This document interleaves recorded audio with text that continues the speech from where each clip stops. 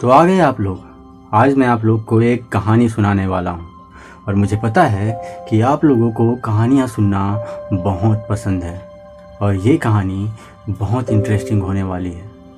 तो कहानी शुरू होती है एक गांव से। दोपहर का समय है, सूरज निकला हुआ है और गर्मी बढ़ रही है धीरे धीरे और साथ ही साथ ठंडी ठंडी हवाएं भी चल रही हैं। इस गांव में एक शिव जी का मंदिर है और शिव जी के मंदिर से ठीक 100 कदम की दूरी पर एक बहुत बड़ा घर है और इस घर के ठीक बीचों बीच एक खाट रखी हुई है जिसमें एक बूढ़ा व्यक्ति लेटा हुआ है। इस बूढ़े व्यक्ति को घेर कर बहुत सारे लोग खड़े हुए हैं और वो लोग उस बूढ़े व्यक्ति को कुछ समझाने की कोशिश कर रहे हैं। असल में ये बूढ़ा व्यक्ति एक ब्राह्मण है जो शिव का बहुत बड़ा भक्त है और इसने अपनी सारी जिंदगी भगवान शिव की भक्ति में गुजार दी। और आज ब्राह्मण जी एक बहुत बड़ी बीमारी से ग्रसित हैं और ये सारे लोग मिलकर उसे ये समझाने की कोशिश कर रहे हैं कि वो अस्पताल चलकर अपना इलाज कराए। पर ब्राह्मण जी का कहना है कि उन्हें किसी इलाज की ज़रूरत नहीं है, उन्हें बचाने उनका भगवान स्वयं आएगा। कुछ समय बाद एक वैद्य जी वहाँ उपस्थित होते हैं। वैद्य जी का कहना है कि ऐसा कोई व्यक्ति नहीं जो उनकी औषधि से ठीक ना हुआ हो।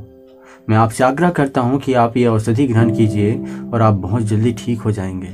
पर ब्राह्मण जी ने उनसे कहा कि मुझे तुम्हारे औषधि की ज़रूरत नहीं है और ना ही तुम्हारे इलाज की। मुझे पूरा यकीन है कि मुझे बचाने मेरा भगवान स्वयं आएगा, आप यहाँ से जा सकते हैं। वैद्य जी ने उन्हें बहुत समझाने की कोशिश की पर ब्राह्मण जी मानने को तैयार ही नहीं थे। कुछ दिनों बाद जब उनकी तबीयत और ख़राब होने लगी, एक डॉक्टर साहब उनके घर आए और उन्होंने भी उन्हें बहुत समझाने की कोशिश की कि वो उनसे इलाज करा ले। पर ब्राह्मण जी अब भी इस बात पर टिके हुए थे कि उन्हें किसी इलाज की ज़रूरत नहीं, उन्हें बचाने उनका भगवान स्वयं आएगा। और डॉक्टर जी को भी इसी तरह उन्होंने घर से जाने के लिए कह दिया।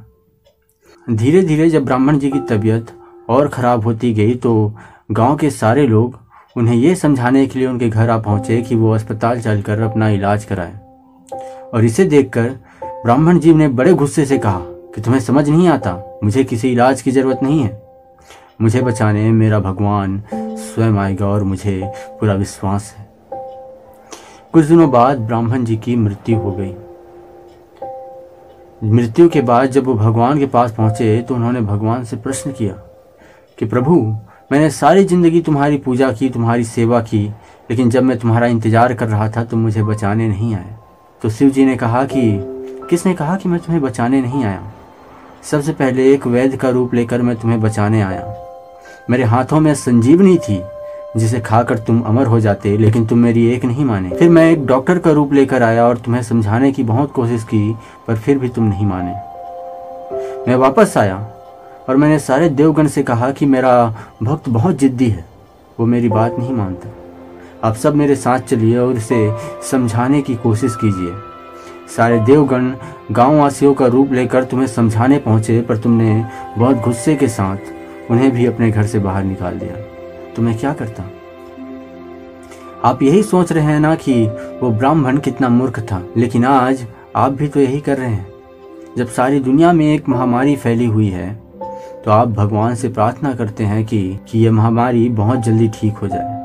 लेकिन क्या आपको ये नहीं लगता कि जिसने वैक्सीन खोजकर हमारे सामने रख दी उसके अंदर भगवान था? क्या आपको ऐसा नहीं लगता कि जो हमें समझा समझा कर थक गए कि वैक्सीन लगवाइए, उनके अंदर ही भगवान था? मुझे नहीं पता आपने इस कहानी से कुछ सीखा या नहीं, लेकिन मुझे इतना पता है कि अगर आपने इस कहानी से कुछ सीखा है तो आप वैक्सीन लगाने ज़रूर जाएंगे।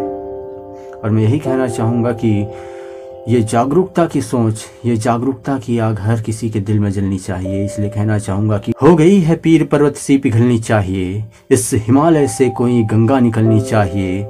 मेरे सीने में ना सही तो तेरे सीने में सही, हो कहीं भी आग लेकिन आग जलनी चाहिए, हो कहीं भी आग लेकिन आग जलनी चाहिए।